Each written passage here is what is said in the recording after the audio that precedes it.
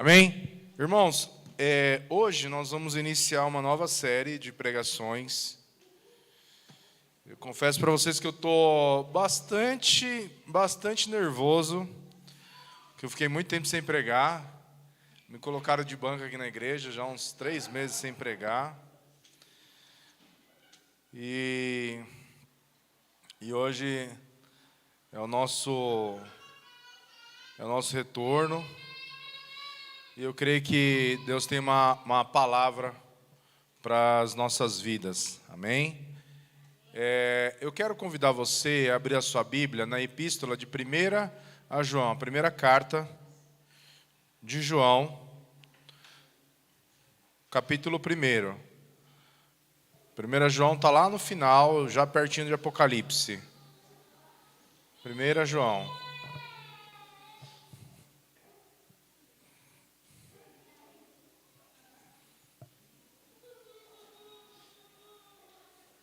Amém? Nós vamos ler o capítulo 1, do verso 1 até o verso 4, que diz assim: proclamamos a vocês aquele que existia desde o princípio, aquele que ouvimos e vimos com os nossos próprios olhos e tocamos com as nossas próprias mãos. Ele é a palavra da vida, aquele que a vida nos foi revelado e nós o vimos. Agora testemunhamos e lhes proclamamos que ele é a vida eterna. Ele estava com o Pai e nos foi revelado. Anunciamo-lhes aquilo que nós mesmos vimos e ouvimos, para que tenham comunhão conosco. E nossa comunhão é com o Pai, com seu Filho e com seu Filho Jesus Cristo. Escrevemos estas coisas para que vocês participem plenamente da nossa alegria.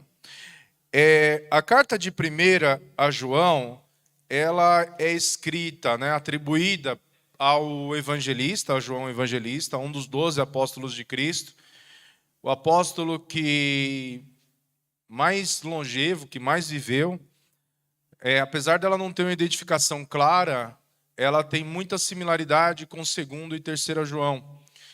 E 2ª e 3ª João, ela é atribuída ao presbítero João, e 1 João, ela tem muita similaridade com a carta de 2ª e 3ª, então não há dúvidas, pelo menos um consenso na igreja, de que essa carta foi escrita pelo próprio apóstolo João, o apóstolo amado, aquele a quem ele se autodenomina o apóstolo amado de Cristo.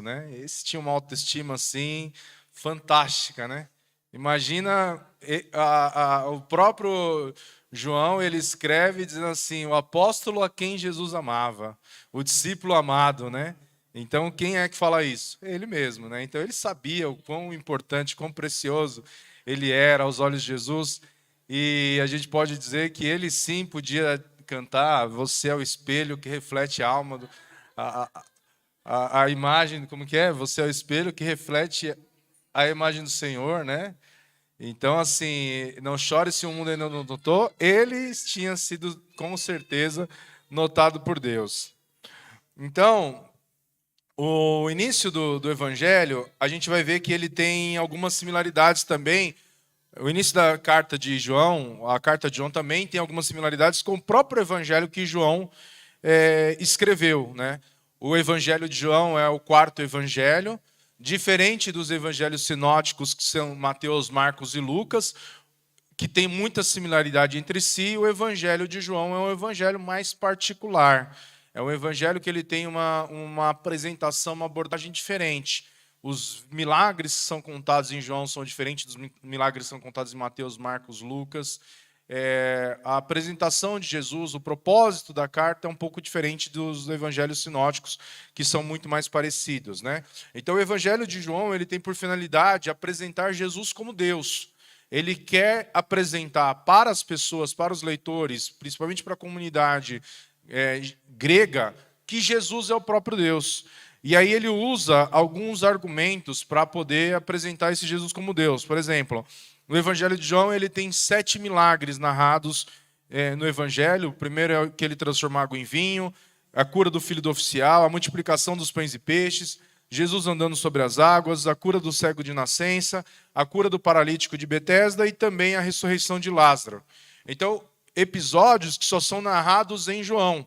E também há 7 ocorrências em que o próprio Cristo diz que ele é, ou seja, o eu sou, que para a cultura hebraica era a afirmação do próprio Deus dizendo que ele é Deus, ou seja, o eu sou, o ego eimi. Então ele vai dizer em João: eu sou o pão da vida, eu sou a luz do mundo, eu sou a porta, eu sou o bom pastor, eu sou a ressurreição, a vida, eu sou o caminho, a verdade e a vida, e eu sou a videira verdadeira. Então essas declarações, elas são declarações de que Jesus é o próprio Deus. E aí a gente vai ver qual que é o propósito da carta lá em João, capítulo 20. Se não me falha a memória, deixa eu confirmar aqui. João, capítulo 20, verso de número 13, que diz assim, 20...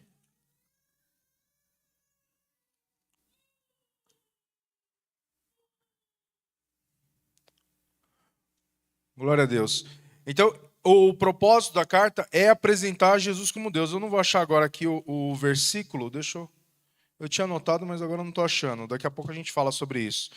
Mas o propósito da carta é apresentar Jesus como sendo o próprio Deus. Ou seja, João ele tem essa característica de dizer que Jesus é Deus. E quando ele escreve a carta de 1 João, qual que era o contexto da igreja? O que estava acontecendo na igreja naquela época? Haviam falsos mestres e junto com os falsos mestres também haviam falsos cristãos. Os falsos mestres, eles tinham introduzido várias doutrinas no seio da igreja para dizer que Jesus não era quem a igreja estava dizendo que Jesus era. Então, dentre essas doutrinas, a gente vai ver algumas doutrinas que estavam sendo permeadas ali na igreja no primeiro século. Uma delas era o docetismo. O que é o docetismo? Ele negava a realidade da natureza humana de Cristo, afirmando que ele apenas parecia ter um corpo físico. Ou seja, Jesus era um ser espiritual que parecia ter um corpo físico, mas não era real. Então, essa era uma dos ensinos que tinham na época e no meio da igreja. Outra doutrina era o ebionismo, que considerava que Jesus era um simples homem, um profeta, rejeitando a sua divindade e a doutrina da Trindade. O que isso significava? Que para ele Jesus era simplesmente um homem, um profeta, mas um homem de grande autoridade, mas não Deus. E tinha outra doutrina também que era o adocionismo, ou o monarquianismo dinâmico, que vai dizer que Jesus foi adotado como filho de Deus no momento do batismo ou ressurreição, não sendo divino desde a eternidade. Ou seja, Jesus era um homem comum, que foi adotado por Deus, recebeu poderes e recebeu a unção especial de Deus, mas ele não era o próprio Deus, ele não era o Filho de Deus. Ele vai também o modalismo que vai enfatizar a unidade de Deus, onde Deus Pai, o Filho e o Espírito Santo são a mesma pessoa, né? Simplesmente com manifestações diferentes, ao invés de 3 pessoas distintas. Então, isso é o que hoje a gente chama de unicismo, né? Então, não creem na Trindade, nas três pessoas diferentes de Deus que que formam a Trindade, né? Que é aquilo que a igreja crê. Então, explicar a Trindade, qualquer pessoa que tenta explicar a Trindade de forma racional, ele vai parecer um idiota, ele vai parecer louco, porque é impossível você explicar através de conceitos naturais algo que é 100% metafísico, espiritual. Não tem como você explicar a Trindade sem ser por uma concepção de fé. A Trindade é explicada e, para a gente entender, a gente precisa crer. A gente precisa exercitar a nossa fé para a gente entender o que é a Trindade. Porque a Trindade vai dizer que Deus ele subsiste em 3 pessoas distintas, de mesma natureza, mesmo poder e mesma substância. Mas são 3 pessoas distintas que formam uma pessoa que é o próprio Deus. Não é uma pessoa com 3 personalidades, não são 3 pessoas com 3 personalidades, mas uma pessoa um Deus que subsiste em 3 pessoas distintas, de igual poder, natureza, e todos os atributos que formam a divindade. Então, essas eram as doutrinas que permeavam a igreja do primeiro século. E uma das principais, que é muito combatido no Evangelho de João, é o gnosticismo, que para você, que dizia mais ou menos o seguinte, que para você conhecer a Deus, era necessário que você tivesse uma elevação espiritual, era necessário que você tivesse uma fé superior, que você fosse um ser mais elevado. Ou seja, o conhecimento de Deus, ele está muito associado a um conhecimento esotérico para a salvação. E hoje a gente vê isso presente, essas doutrinas presentes também no seio da igreja hoje. Então era uma doutrina complexa que combinava elementos da filosofia grega com o cristianismo. E aí, dentre essas doutrinas, e principalmente no gnosticismo, havia um homem chamado Cerinto, que era um líder gnóstico, que ensinava que Jesus era um homem comum, no qual Cristo, que era uma entidade divina, desceu no batismo e abandonou na crucificação. Então, o que Cerinto dizia? Cerinto dizia o seguinte, que Jesus havia nascido de forma natural. Concepção natural através da vontade de José e Maria, que tiveram relação e nasceu uma criança. Essa criança é Jesus. Jesus cresceu, se desenvolveu de forma normal, e quando chegou no batismo, o Espírito Santo desceu sobre ele. E quando o Espírito Santo desce sobre ele, ele recebe essa capacitação. Ou seja, ele é proclamado, né?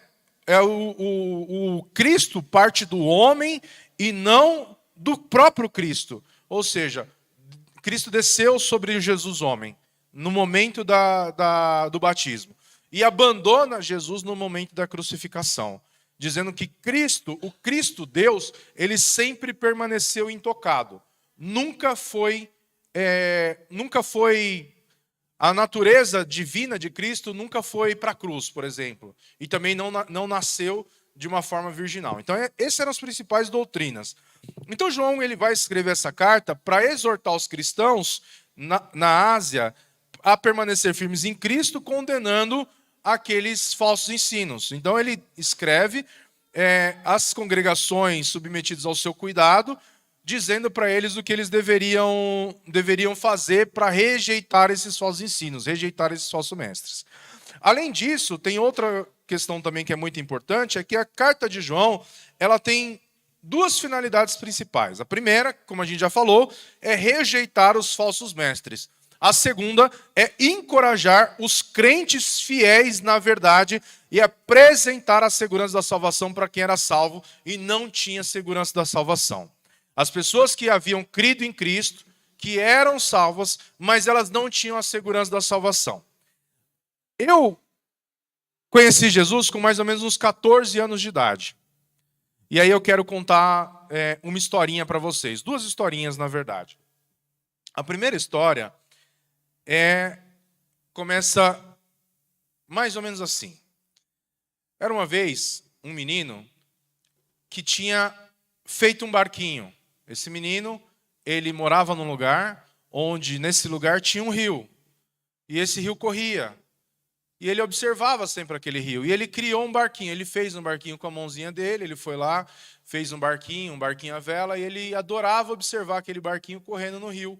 E quando aquele barquinho corria, ele corria atrás do barquinho e pegava o barquinho. E no dia seguinte, voltando da escola, ele fazia isso. Várias e repetidas vezes. Até que um dia ventou muito. Um vento assim diferente. E aquele barquinho ele começou a correr com muita velocidade. Aquele menino corre atrás do barquinho, não consegue alcançar o barquinho vai embora. No dia seguinte ele procura o barquinho, não acha, depois ele procura o barquinho e não acha, e ele fica o tempo todo procurando aquele barquinho. Até que um dia aquele menino ele chega e ele passa perto de uma loja, e ele de variedades, ele vê na vitrine da loja o barquinho dele. Ele tem certeza que aquele é o barquinho dele. Ele entra na loja e ele fala assim para o dono da loja. Falou assim, esse barquinho é meu. Eu o construí, eu fiz esse barquinho é meu. Né? Eu quero ele de volta. O dono da loja falou assim, não, esse barquinho estava perdido e eu encontrei. Se você quer o barquinho, você tem que pagar por ele. O menino vai embora muito triste, mas ele decide recuperar aquele barquinho. E ao ir embora, o que ele faz? Ele passa 2 semanas trabalhando. Ele vende limonada, ele vende gelinho, ele ajuda a lavar carro, ele ajuda a entregar compra das senhoras na feira.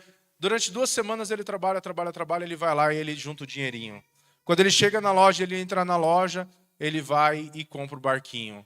Ele abraça aquele barquinho e ele fala assim: meu barquinho, você é meu 2 vezes. Uma porque eu te criei e outra porque eu te comprei. Nós cristãos somos de Cristo 2 vezes. Uma porque Ele nos formou e outra porque Ele nos comprou quando estávamos perdidos. Esse é o nosso Cristo. E com essa historinha, eu quero introduzir para vocês a experiência que eu tive a respeito da salvação. Eu cresci em uma igreja pentecostal, mas muito pentecostal. E aquilo, as experiências que eu tive sobrenaturais, elas foram experiências muito valiosas. Mas tinha uma coisa que me perturbava muito, que era todos os dias, quase todos os dias da minha vida, eu acordava salvo e ia dormir condenado. Porque durante o dia eu pecava e eu não sentia a segurança da salvação. Um dia, a gente já estava prestes a casar, eu havia cometido um pecado. E eu trabalhava na época na Rede TV, e eu lembro de ter chegado assim com o coração destruído, acabado, porque eu tinha certeza que naquele dia eu tinha perdido a salvação. E eu me sentia assim extremamente mal com aquela situação. E quando eu trabalhava na Rede TV, tinha um pastor amigo meu que me acompanhou, inclusive foi o pastor que me consagrou, o pastor Paulo. Ele trabalhava no ar-condicionado, né, na manutenção do ar-condicionado, e a gente se encontrava nos dias que ele trabalhava à noite, porque eu trabalhava à noite, e nos dias que a escala dele caía à noite, a gente se encontrava para ter um período de oração, de ouvir a palavra de Deus, de discipulado. E naquela época eu trabalhava de segunda a segunda. Então eu tinha poucos dias para ir para a igreja. Às vezes a minha folga caía no domingo, eu conseguia ir para a igreja, mas nos dias que a folga não caía no domingo, eu não conseguia ir para a igreja, porque eu trabalhava à noite. Então aquilo era muito bom para a minha edificação. E, geralmente eram 2 dias na semana que ele estava na Rede TV e a gente trabalhava junto. E naquele dia, naquela semana, eu tinha pecado. E eu estava assim com a minha alma completamente arrasada. Quando eu vi o pastor Paulo, eu entrei na sala dele, eu comecei a chorar. Eu chorava, que eu não conseguia falar o que tinha acontecido comigo. Quando eu consegui parar de chorar, que eu contei para ele, ele me ouviu atentamente, sem falar absolutamente nada. Depois que eu terminei de contar, as palavras, o que tinha acontecido comigo, a experiência que eu tinha tido e como a minha alma se sentia, o quão fraco eu estava, o quão distante de Deus eu estava, o quão condenado eu me sentia, o quão pecador eu me sentia, ele olhou para mim e falou assim: filho, você acha que a salvação é algo tão fraco que Deus vai perder você para o diabo? Que porque você pecou, você está condenado e Deus não te ama mais? Quando ele falou aquilo, na hora, era como se as minhas lágrimas fossem enxugadas pelo próprio Deus. Foi a primeira vez que eu ouvi falar sobre a segurança da salvação. Ele falou assim: filho, Deus não vai perder você para o diabo. E aí, depois de um tempo, eu me lembrei da palavra que diz assim: quem nos salvou foi Cristo. Estas são as minhas ovelhas, e ninguém pode tirá-la das minhas mãos. João capítulo 10. Então, naquele momento, eu entendi exatamente o que era a segurança da salvação. Foi a primeira vez que eu ouvi. A primeira vez que eu ouvi.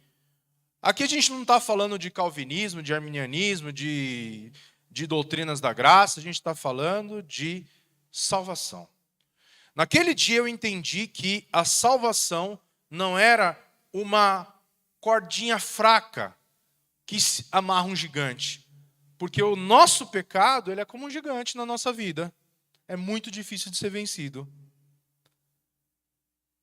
Mas a graça de Deus, a palavra do Senhor vai dizer em Romanos capítulo 7, que onde abundou o pecado, superabundou a graça. A graça, ela supera qualquer pecado que a gente tenha na nossa vida.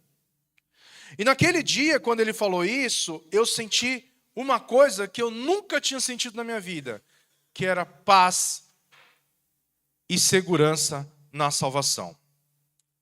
Então, diante disso, a gente vai ver que João ele vai colocar na carta 3 testes para que as pessoas se examinassem se estavam na verdade. Porque da mesma forma que João quer que os verdadeiros crentes tenham segurança na salvação, ele também faz um esforço para que as pessoas que não são salvas não estejam confiantes na salvação que elas não têm. Naquele dia, eu percebi que a salvação não era algo fraco. E eu já contei para vocês aqui várias vezes a história do Gabriel.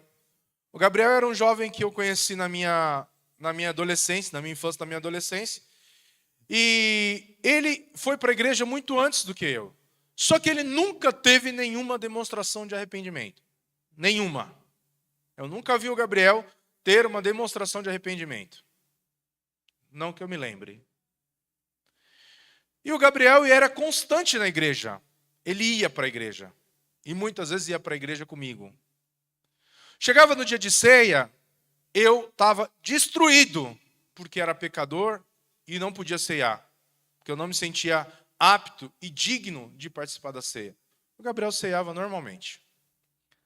Chegava na segunda-feira, depois do culto do domingo, chegava na segunda-feira, a gente ia trabalhar, a gente trabalhou junto por um período.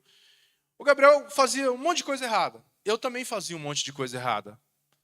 Só que eu sentia peso, eu sentia culpa. Eu sentia uma perturbação na minha alma por ser daquela forma. Por não ser um cristão genuíno.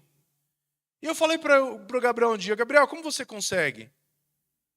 Vocês lembram daquela cena, hoje na escola dominical, a gente falou sobre a Marvel e a DC, aquela cena em que, acho que já no Vingadores, no primeiro filme, no segundo filme dos Vingadores, se não me falha a memória, o Fernando vai me ajudar a lembrar, que o Hulk, ele se transforma. E aí perguntam para ele como ele consegue, né, ficar nervoso. Primeiro filme dos Vingadores. Como ele consegue ficar nervoso, né, e se transformar. Ele falou assim, esse é meu segredo, capitão. Eu estou sempre nervoso. Então, por que eu estou falando isso? Porque uma vez eu perguntei para o Gabriel, como você consegue, né, pecar e ir para a igreja e agir como se nada tivesse acontecendo? O segredo dele é que ele nunca tinha sido crente. E o Gabriel respondeu para mim, ele falou desse jeito. Ele falou assim, eu faço coisas erradas durante a semana, no domingo eu vou para a igreja, peço perdão para Deus, Deus me perdoa. Desse jeito. Com a maior naturalidade do mundo. Com a maior naturalidade do mundo. E as pessoas daqui da igreja já me ouviram contar essa história diversas e repetidas vezes. Me afastei do Gabriel, o Gabriel foi preso. Tive um encontro com o Gabriel no ano de 2010, quando teve os atentados do PCC, foi 2010, se não me engano, teve os atentados do PCC que foi bem na época da saidinha, a gente se reencontrou, saiu, a Nicole conheceu o Gabriel, depois eu nunca mais vi o Gabriel, e um dia em 2005, perdão, isso foi no ano o atentado do PCC acho que foi em 2000, né? 2006? Então, algum tempo depois, já tinha casado, 2007 mais ou menos, a avó do Gabriel me ligou, falou que ele tinha morrido, sido alvejado numa tentativa de fuga do presídio que ele estava. Então, assim, por que eu falo do Gabriel sempre como um exemplo? Porque o Gabriel, ele era alguém que ele podia ser muito facilmente confundido com um cristão. Muito facilmente. Se você visse o Gabriel, ele usava terno, ele tinha uma Bíblia maior do que a minha Bíblia. A Bíblia dele era toda riscada de anotações, de versículos, de referências, mas a vida dele não denotava Cristo. E o apóstolo João, ele vai escrever e colocar 3 testes para que as pessoas se examinassem se estavam na verdade. O primeiro teste é o teste doutrinário. Quem não confessasse a Cristo como Filho de Deus, era do diabo. Então, teste doutrinário. Quem não confessa Cristo como sendo Filho de Deus, é do diabo. O segundo teste era um teste moral. quem vivesse no pecado também não era de Deus. Era um falso cristão ou um falso mestre. Então você quer conhecer um verdadeiro cristão, você tem que observar as práticas dele. E o terceiro teste era o teste social ou o teste do amor. Quem não se preocupa com as necessidades do irmão também não é de Deus. Então esses três testes estão na carta de João para que a gente pudesse se examinar. Ou seja, teste doutrinário. Quem é Deus para nós? Teste moral. Crer em Deus nos faz ter uma vida diferente das pessoas que não dizem ser cristãos? E o teste do amor ou o teste social. Né? A gente se importa com os problemas dos nossos irmãos, das necessidades dos nossos irmãos? Então são os três testes que o apóstolo Paulo coloca na sua carta para que as pessoas pudessem se examinar se estavam na verdade ou se eram simplesmente um falso cristão. E é com esse pano de fundo que João inicia a carta de 1 João. Então ele vai dizer no versículo 1, proclamamos a vocês que ele existia desde o princípio. Por que ele está dizendo, olha, nós estamos proclamando a vocês que ele existia desde o princípio? Porque uma das doutrinas dizia que Jesus não era pré-encarnado, Jesus não existia desde sempre. Ele passou a existir um tempo da história.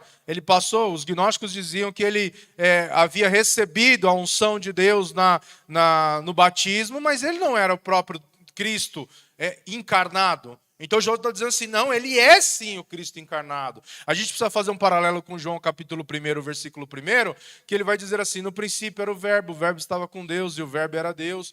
Então João ali no capítulo 1, ele já apresenta Jesus como sendo o próprio Deus. E aí a gente vai ver que ele vai falar assim, olha só o que João está dizendo, também combatendo uma das seitas que tinham também, uma das heresias que tinham, era o docetismo, que negava a realidade da natureza humana de Cristo, afirmando que ele apenas parecia ter um corpo físico. Ele está dizendo assim, nós ouvimos e vimos com nossos próprios olhos e tocamos com as nossas próprias mãos. Então assim, eu estou afirmando, eu que estive com ele, João dizendo, que ele não era apenas um ser espiritual, mas ele era um ser material. Ou seja, Jesus ele era físico, ele tinha um corpo físico, ele era encarnado, pré-encarnado, o Cristo, Filho de Deus, tinha um corpo físico, ou seja, logo no capítulo 1, nos primeiros versos, ele já está combatendo as principais heresias da época. E ele vai dizer assim, os nossos próprios olhos ouvimos com os nossos próprios olhos e tocamos com as nossas próprias mãos. Aí ele vai falar assim, ele é a palavra da vida. Aquele que é a vida nos foi revelado e nós o vimos. Agora testemunhamos e lhes proclamamos que ele é a vida eterna. Ele estava com o Pai e nos foi revelado. É desse Cristo que o apóstolo João está falando. Ele é real, ele existe, ele é o próprio Deus e ele está no meio da igreja hoje. A palavra do Senhor vai dizer assim que bem-aventurado aqueles que não viram, mas creram. Nós somos mais bem-aventurados do que o próprio João que escreveu essa carta. Porque ninguém aqui viu Cristo. Mas nós cremos que o testemunho de João é verdadeiro. E que Jesus é o Cristo, o Filho de Deus, encarnado, eterno, sendo ele o próprio Deus. E aí no versículo 3 ele vai dizer assim, anunciamos-lhes aquilo que nós mesmos vimos e ouvimos, para que tenham comunhão conosco, e nossa comunhão é com o Pai e com seu Filho, Jesus Cristo. O que é comunhão? Comunhão é koinonia, comunhão é vida comunitária, comunhão é viver junto, comunhão é presença, é estarmos juntos, é isso aqui. Tem como a gente ter koinonia congregando de casa? Não tem. Não tem. Tem como a gente ter koinonia, eu sou da igreja, mas eu não vou para a igreja. Não tem. Tem como a gente ter koinonia e falar assim, eu sou daquela igreja, mas eu não falo com o irmão fulano de tal. Eu não gosto do irmão fulano de tal. Não tem. Koinonia é comunhão. E comunhão, o significado de comunhão é comer junto. Ninguém come com alguém que não gosta. Ninguém come com alguém que não tem afinidade. A gente vai, geralmente, quando a gente vai numa festa, a Nicole e a gente foi numa festa recentemente, e a Nicole ficou reclamando, porque colocaram ela numa mesa, longe da mesa longe do pai dela. Falou assim, né? Pô, deixaram o pai dela longe, na mesa lá, longe lá. E a gente sozinho. Porque ela queria ter comunhão com o pai, queria ficar perto do pai, queria comer com o pai. Né? E aí se coloca uma pessoa estranha. Aí você fala assim, pô, mas eu não tenho koinonia com essa pessoa, eu não tenho comunhão com essa pessoa. Né? Nada impede que você venha ter, mas você quer estar com pessoas que você gosta, com pessoas que você admira, com pessoas que você quer estar junto. Isso é comunhão. E o que o apóstolo Paulo está falando? Nós anunciamos aquilo que vimos e ouvimos para que tenham comunhão conosco. Ou seja, eles não podiam ter comunhão. As pessoas que não viram e ouviram Cristo não podiam ter comunhão com Cristo se não fosse através dos irmãos. Olha o que o apóstolo João está dizendo. Ele fala assim, anunciamos-lhes aquilo que nós mesmos vimos e ouvimos, para que tenham comunhão conosco. Qual que era o elo da comunhão com Deus? Qual que era o elo da comunhão com Deus? A comunhão entre os irmãos. João tinha estado com Cristo. Os leitores da carta não. Mas qual que era a forma dos leitores da carta terem comunhão com Cristo? Tendo comunhão com aqueles que estavam com Cristo, com os irmãos. Então, o apóstolo João está dizendo assim, se vocês tiverem comunhão comigo, vocês também terão comunhão com Cristo. Ou seja, nós precisamos ter comunhão, porque nós anunciamos aquilo que nós mesmos vimos e ouvimos, para que tenham comunhão conosco. Aí ele vai completar. E a nossa comunhão é com o Pai e com o seu Filho Jesus Cristo. Olha o que ele está dizendo. Que a gente vai ter comunhão com Cristo quando nós tivermos comunhão uns com os outros. O que a palavra do Senhor vai dizer? Olha, Pai, que eles sejam um, assim como tu e eu somos um, para que o mundo reconheça que sois meus discípulos. Na oração sacerdotal, quando Jesus ora pelos discípulos, o que Jesus está orando? Para que a igreja seja uma igreja em unidade. Unidade significa pensamento igual? Conformidade? Não necessariamente. A gente pode pensar diferente. Mas a gente tem que ter um ponto em comum, e o nosso ponto em comum é Cristo. Aqui a gente está aqui hoje, congregando, adorando a Cristo. Na hora que começa o futebol, a gente precisa torcer para o mesmo time? Não. A gente precisa gostar da mesma comida? Não. A gente precisa ter o mesmo estilo musical, as mesmas preferências? Não. Mas a gente precisa crer em Cristo e ter comunhão com os nossos irmãos. E aí ele vai dizer, escrevemos essas coisas para que vocês participem plenamente de nossa alegria. O que ele está dizendo? Que a comunhão, quando compartilhada, ela culmina em alegria plena. Ou seja, o mundo reconhecereis que sois meus discípulos quando? Quando? Vamos lá. O mundo reconhecereis que sois meus discípulos quando? Ninguém leu a Bíblia? Hã? Quando? Quando, Marinês? Quando tiverem comunhão uns com os outros. Então é a comunhão que vai fazer com que o mundo reconheça que nós somos discípulos de Cristo. Amém? Então, essa é a mensagem de Deus para as nossas vidas hoje. Então, só recapitulando. O Evangelho de João, ele é um evangelho que visa combater falsos ensinos e trazer segurança da salvação para aqueles que são salvos em Cristo. E para aqueles que não são salvos, também trazer consciência de que, para ser salvo, você precisa passar nos 3 testes, né? O teste doutrinário, teste moral e o teste do amor ou o teste social. E, para finalizar, nós temos segurança em Cristo, porque Ele nos salvou.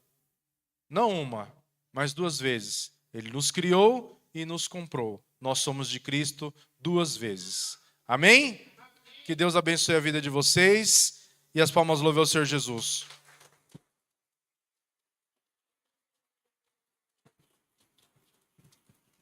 Glória a Deus. Hoje todos os pastores resolveram me abandonar. Pastor Lúcio operado, pastor André operado, pastor Ricardo viajando. pastora Meire cuidando do convalido, né? Do pastor Lúcio, pedir para a missionária Luciana orar por nós, orar pela igreja, orar pelas nossas vidas diante dessa palavra e, na sequência, pedir para o pastor Maurício nos abençoar com uma